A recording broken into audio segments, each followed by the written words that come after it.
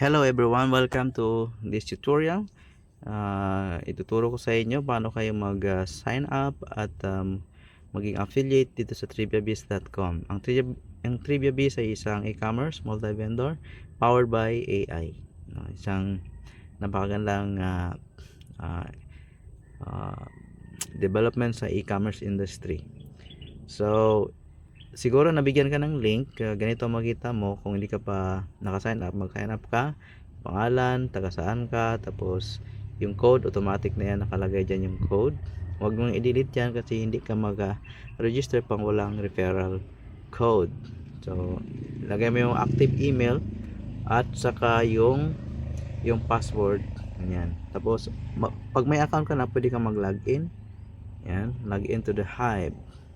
Login ka lang, makita mo dito yung iyong dashboard. So mayroong cash wallet dito sa taas, dito sa baba makita mo yung mga earnings mo, at saka yung important dito yung referral link. So itong referral link mo nandito ito. So pwede mo i-share sa Facebook, Telegram, Twitter, TikTok, YouTube, WhatsApp, no? At dito na makita mo yung rank mo, bilang affiliate. So explain ko yan isa-isa. Mag-start ka as verified affiliate, advanced affiliate, pro affiliate, ruby affiliate, emerald affiliate, diamond affiliate, and double diamond affiliate. So dito na makita mo yung commission earnings mo, at saka sa seller referral earnings kung may referral ka, kasi dito meron tayong affiliate na pwede kang mag-refer ng sub-affiliates na mga sellers or mga wholesalers, ilagay dito. Then may commission ka every time na may sales sila, may commission ka up to 7 levels, no? Ipakita ko dito. Click mo dito sa overview sa taas at affiliate tree. Para maging affiliate ka dito, ang requirements lang naman dito para maging verified affiliates is at least pagka mag-order ka is gamitin mo yung cash wallet as lagyan mo, let's say ang in-order mo is worth 500, gamitin mo yung cash wallet for first time. Para verified affiliate ka, mag-order ka gamit ng cash wallet, and then gamitin mo yung cash wallet dito sa loob pang bayad doon sa items na kinuha mo. Kasi ang problema sa Lazada, Shopee, TikTok, minsan naka-cancel yung mga orders. Kawawa naman si seller o sa mga bumibili ng mga bogus, minsan kina-cancel, hindi cash on delivery, cancel on delivery. Kawawa naman yung sa seller. So bilang security check na maano natin na kung yung seller yung user na yun ay hindi siya bogus, mag-add mo na siya ng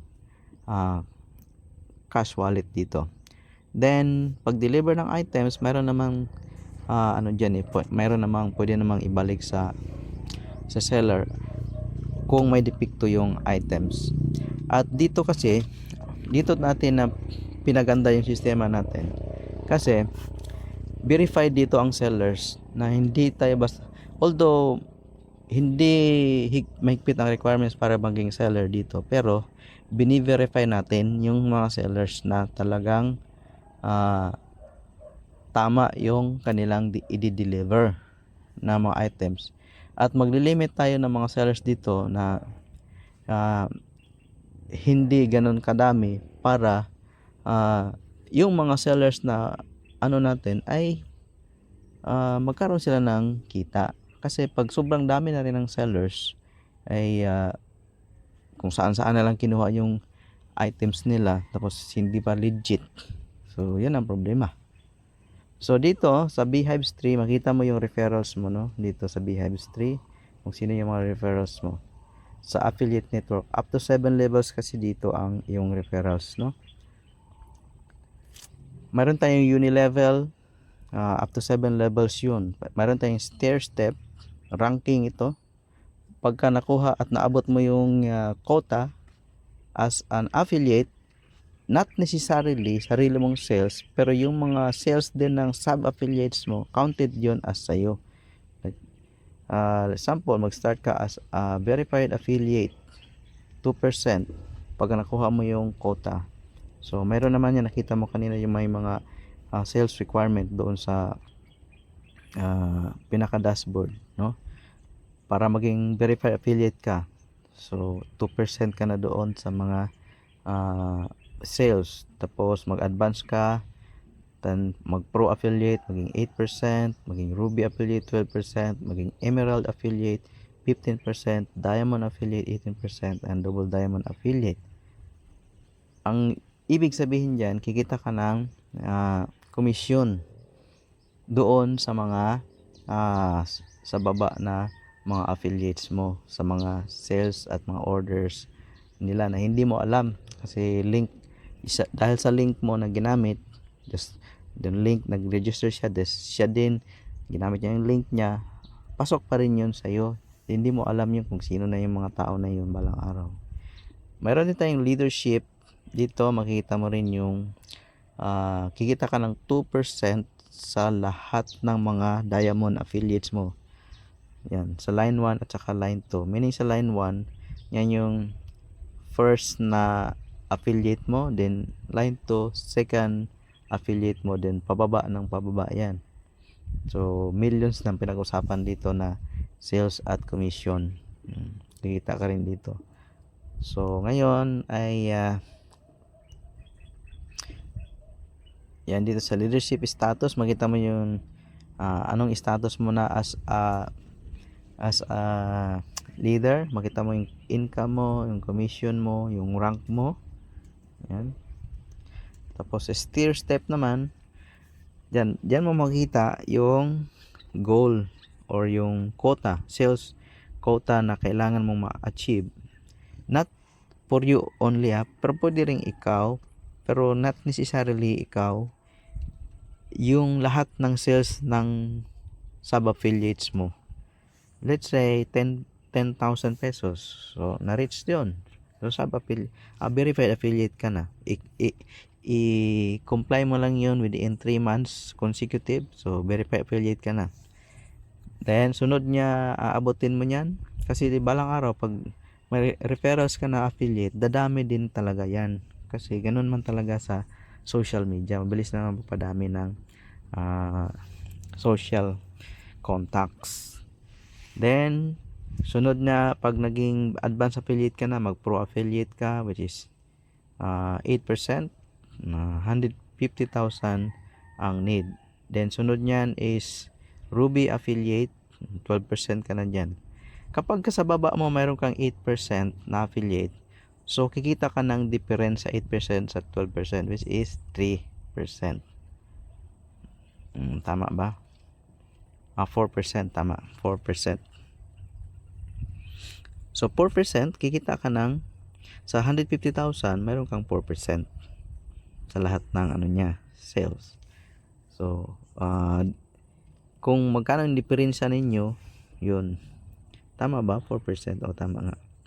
So, pag 12% ka na, tapos, na-hit mo yung quota na 250,000 sa buong affiliates mo sa baba mo, 12% ka na din, ma-advance ka into 15% pag na-reach mo yon, hanggang aabot ka sa 18%, then 21%.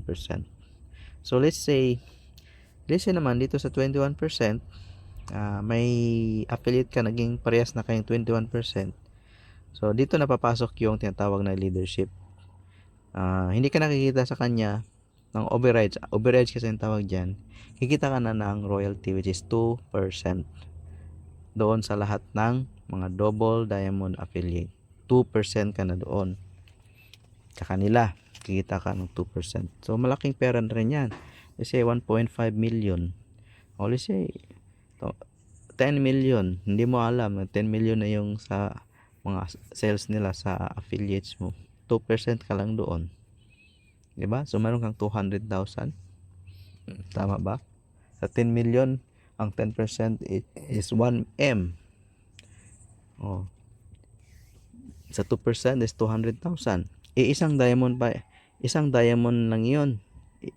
What if mayroon kang 7 affiliates na naging diamond? Kikita ka na bawat isa sa kanila ng 200,000.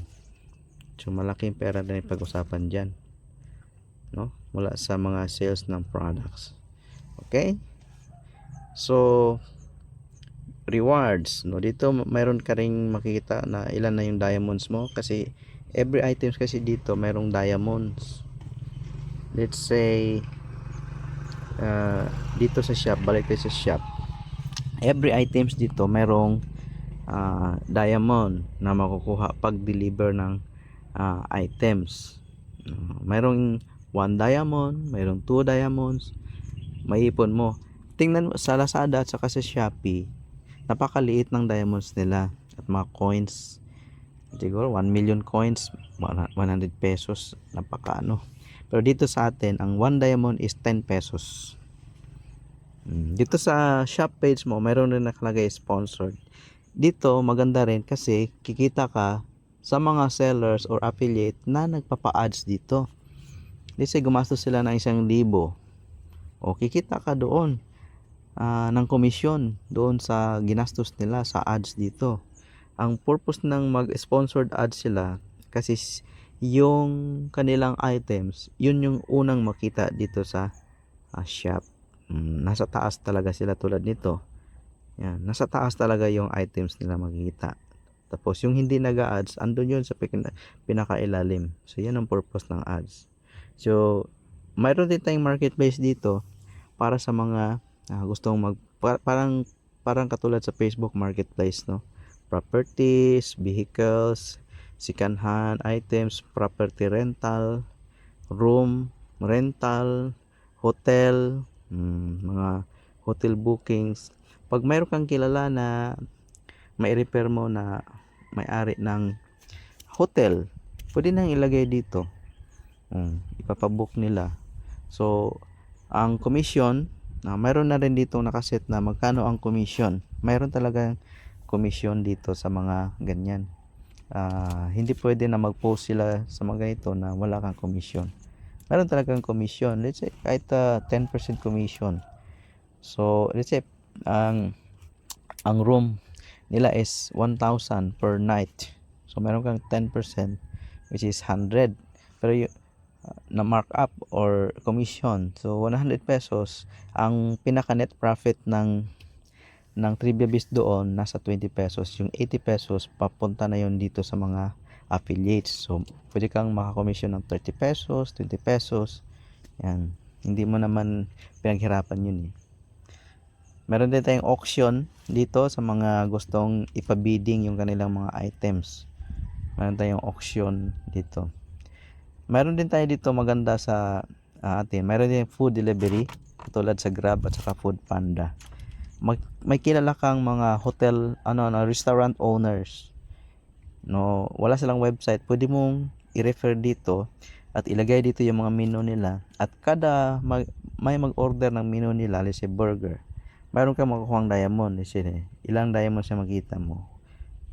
Plus 1 diamond. Ang isang 1 diamond dito sa Trivia Biz is more or less 10 pesos. So 1 diamonds. Ang laki ng commission dito per maiipon mo yung diamonds na yan. At makakuha ka pa ng mga commission dito sa every sale, every time na yung restaurant na na-refer mo yun, no? Mayroon kang commission doon. Every time na mayroon silang sales any items, papasok doon. Mayroon kang 5 pesos, 10 pesos, 20 pesos. Depende sa kung magkano ang in-order doon, no? Pwede ka ring mag-reserve ng table dito. Mayroon na rin yan dito sa mga restaurant owner nakalagay. So pwede rin mag-apply as a rider or pwede ka ring mag-deliver. Kailangan lang na you are an approved delivery. Pwede kang kumita kasi may delivery fee kasi dito. Pag ka mag-rider, kikita ka doon. So balik tayo dito sa shop, sa account mo kanina, no? So dito naman sa shopping, makita mo yung yan mga seller orders. Kung ikaw sellers, makita mo dyan yung mga orders mo. Yan. Kung ikaw mayroon kang binibenta, makita mo rin dyan. Mayroon pa tayong dapat i-develop dito, no, bilang sellers. My orders, makita mo rin yung mga orders mo. Marketing dito sa advertising, promotional content. dito mo makita yung mga ipopromote mo doon sa social media. I-share mo yan sa Facebook, Messenger, yan. Tapos nandyan na automatic yung referral link mo. Pag once nag-click sila, ma-redirect sila dito, mag-sign up sila, automatic na affiliate mo na yun sila. Pag nagustuhan nila na gusto sila mag-affiliate dito, meron na rin dito automatic. Then advertising, pwede kang dito pa. Ito yung sinasabi ko, nakikita ka kapag may na-refer ka na mag-ads dito. Kikita ka sa mga ad spend nila. So parang Facebook ads din ito. So sample, ganyan. So, magkano yung budget, yan, makita mo yung magkano yung budget. Let's say ang budget nila ay 1,000, yan, kung magkano yung return, at kikita ka rin dyan sa budget nila, no? So yung ad na yan, mapupunta yan doon, makikita yan doon sa taas. Yan, sample ako, mayroong akong ads ito. Yan, active ads. Yan yung nakikita mo doon sa harap ng shop dito. Kapag ka gamit ka ng ads dito sa triviabiz.com. So kapag naka-refer ka ng seller na nag-ads siya, kikita ka rin, mayroon ka rin commission doon sa ads. So maraming pagkakitaan dito, no? Dito naman sa games, kikita ka rin dito sa games. Sa mga referrals mo na nag-trivia games, naglaro sila dito, kikita ka rin sa kanila doon kasi pay to play kasi dito. Para mag-advance sila into another level ay kikita. Kailangan silang magbayad. May bayad kasi ito, pay to play kasi ito. So meron ding ad slider dito. Makita. Dito naman sa Bizmate, yan, pwede kang makipag-chat, no? Makipag-chat. Para ditong LinkedIn, magawa ka ng profile mo dito. Yan. Tapos makita mo yung makita mo, pwede mong i-share yung ibang items mo dito sa mga users ng Bizmate. Kasi dito ito yung social media din itong Bizmate, na makahanap ka ng mga chatmates, mga friends dito.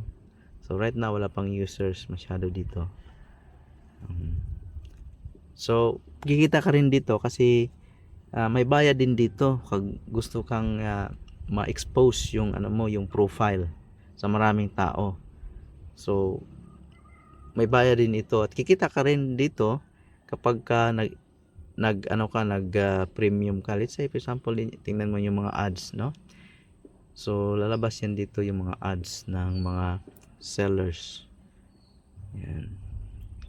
So yan yung bayad dito sa ating Bizmate. So kikita ka rin dito kapag ka may na-refer ka na nagbayad dito sa Bizmate, para yung visibility nila as a seller ay ma-discover sila, pati yung shop nila. Yan, tingnan mo, business networking badge at saka verified badge. So yun tinatawag na verified badge. Yan, magkikita ka rin dito. So yun. Tapos pwede mo rin i-download yung app niya dito. Click mo tong arrow niyan. Yan, pwede mong install ang app niya para nandyan yan sa loob ng cellphone mo. Pero sa akin hindi ko na i-install kasi okay lang naman dito sa website. So next na tutorial ay ko yung ang gamit dito sa ating AI. Paano ito gamitin pag-promote ng iyong shop. Then paano mag-create ng product sa shop. So yan ang susunod natin na tutorial. So for now, ito muna yung video natin tungkol sa overview ng ating shop. So next time, yung step by step paano mag-promote sa social media para mapansin yung link mo, paano mag-upload ng product mo dito sa TriviaBiz. So for now, See you on the top. So congratulations na naging affiliate ka dito sa triviabiz.com. Bye bye.